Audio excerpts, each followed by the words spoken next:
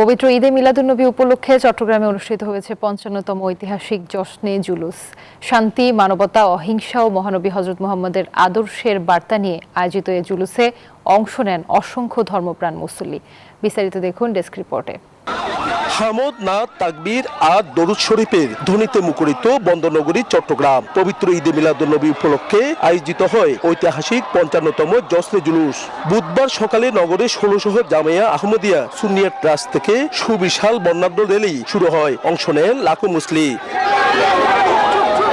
এইবার জশ্নে জুলুসে নেতৃত্ব দিয়েছেন পাকিস্তানের দরবারে শ্রীকোটে সাজ্জাদিন শিন পীর আল্লামা সৈয়দ মোহাম্মদ সাবির শাহ। তার সঙ্গে রয়েছেন সাহেবজাদা সৈয়দ মোহাম্মদ কাশেম শাহ ও শাহজাদা সৈয়দ মোহাম্মদ আকিব আহমেদ শাহ।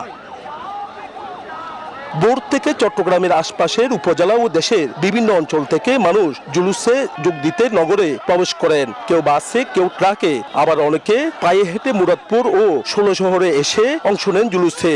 আল্লাহ পাক বলছেন, তোমরা যে কোনো নেয়ামত প্রাপ্তির পর তোমরা শুকরিয়া আদায় স্বরূপ তোমরা খুশি উদযাপন করো। বিশ্বে যে মুসলিমদের মধ্যে হানাহানি, মারামারি এবং বিভেদ, সেই জিনিসটা যেহেতু আমাদের মধ্যে না হয়।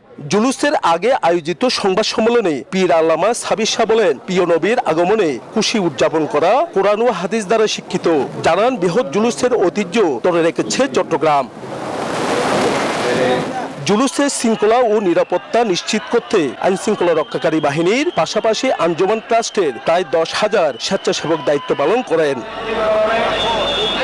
নয়ন বড়ুয়া জয়, নিউজ 24, চট্টগ্রাম।